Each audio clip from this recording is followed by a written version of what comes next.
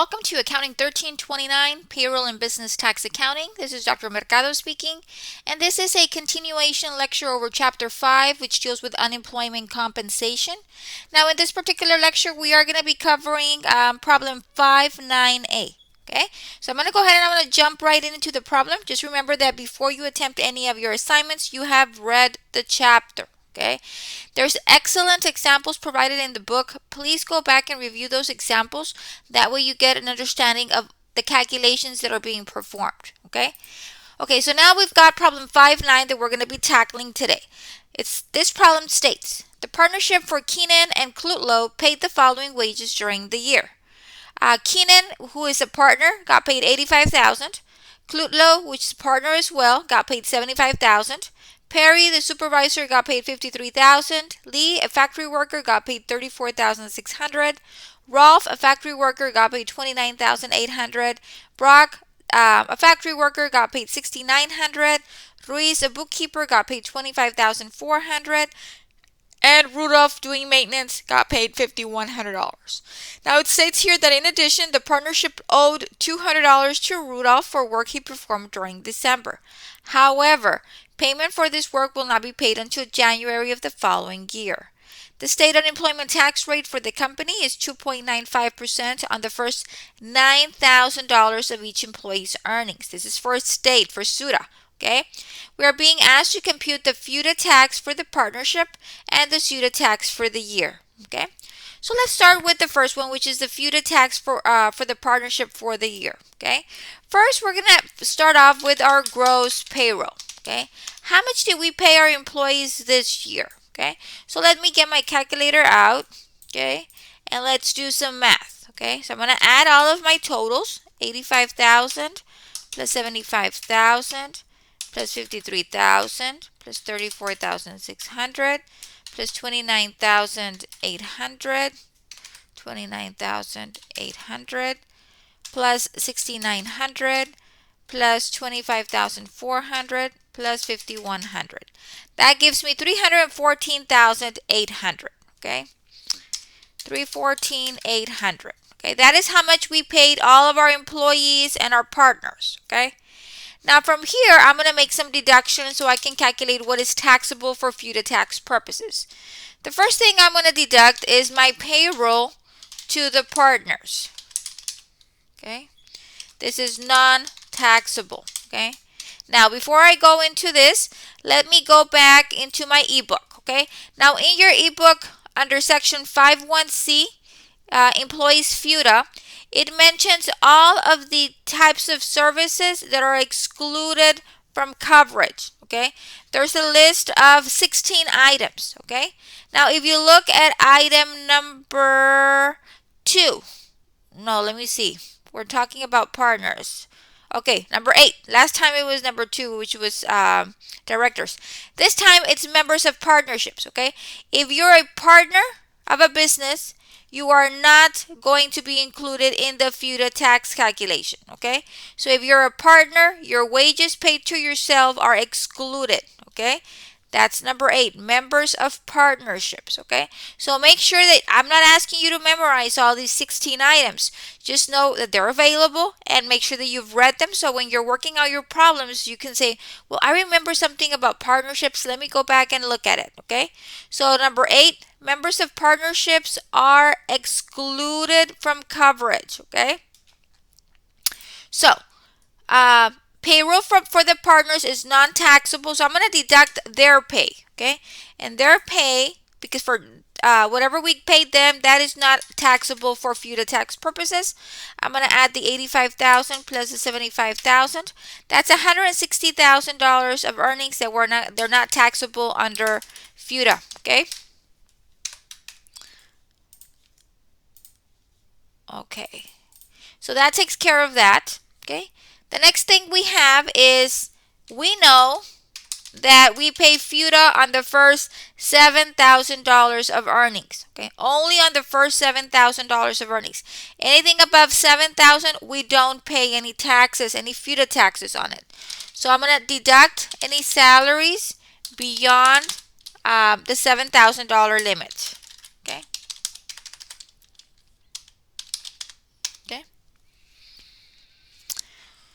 So for that, okay, now what I like to do is, okay, I've got Perry here, okay. I know that Keenan and Klutlow do not count because those are not employees, those are partners. I'm going to exclude those. So I've got 53,000, okay? So I'm going to go ahead and I'm going to jot that down. You know what? I'll just put it down here. That way we know how much for each employee. Salaries beyond 7,000, and then we're going to do Perry, okay? And Perry. And then for N Perry, I'm going to deduct, okay? He made 53,000, and I know that we only pay taxes on the first 7,000, so that means 46,000 is going to be excluded for Perry, okay? And let me format these, okay. Okay, so Perry is there, and then we've got T. Lee. I'm going to exclude anything over 7,000, so I'm going to go ahead and I'm going to get my 34,600 minus 7,000. So I'm going to exclude 27,600. Okay.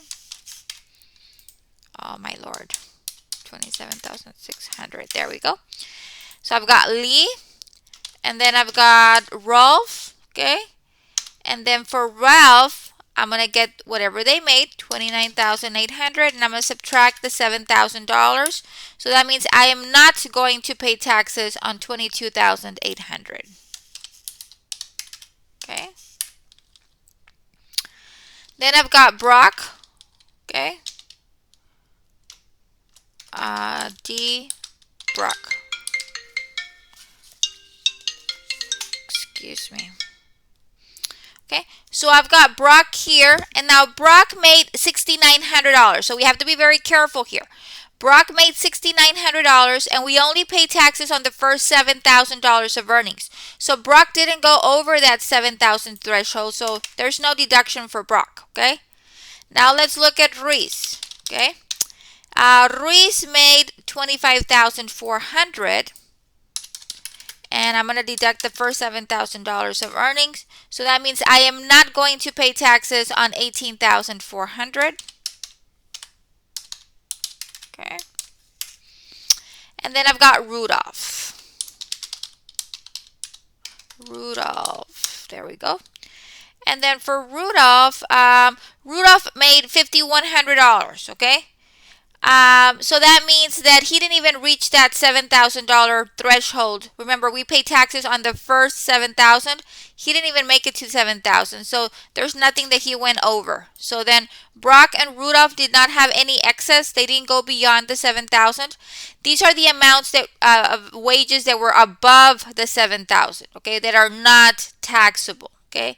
And that gives me how much? That gives me 114,800 in total, okay? So, that is that, okay?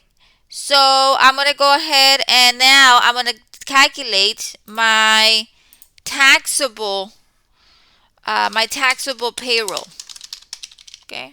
So, my taxable payroll, what I'm going to do is I'm going to get my 314,800, and I'm going to subtract all of my deductions. And that gives me $40,000, okay? So out of the $314,800 that I paid my employees, only $40,000 is taxable for Pseudo tax purposes, okay? Okay, that is your taxable payroll, okay? Now I'm going to get my Pseudo tax rate. And my Pseudo tax rate is 0.6%, okay? Now I can calculate my Pseudo tax, okay? So your Pseudo tax is your 40,000 times your 0.6%, and that gives you $240, okay?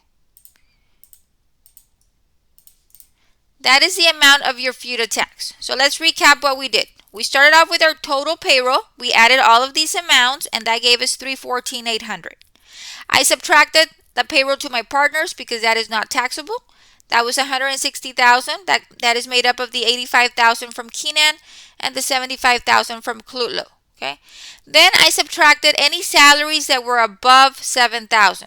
So I looked at each of my employees and I said, okay, anything above $7,000, I am not going to pay taxes. So for Perry, $46,000 of their wages was not going to be taxed.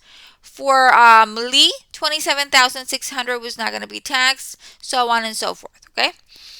Next, I went ahead and I got my payroll of 314,800, and I subtracted everything below that, which was non-taxable. That gave me $40,000. Okay. Then from there, I multiplied it times my FUTA tax rate of 0.6%, and that gave me my FUTA tax of $240,000. Okay, that is requirement A. What is your FUTA tax for the partnership? $240. Okay, now we're going to do the same thing, but for SUTA. Okay, now before I move forward, there's this $200 here that they say we owe Rudolph, okay, for work he performed in December. Okay, that information was put there to throw you off. Okay, now we are going to go ahead and pay unemployment taxes and everything when we make the payment. Okay, that payment is not going to be made until January. So when that January payment is made, then we can go ahead and assess the different taxes. Okay, for purposes of this, we only do it on what it was actually paid out to employees. Okay, FUTA taxes is actually calculated based on payment.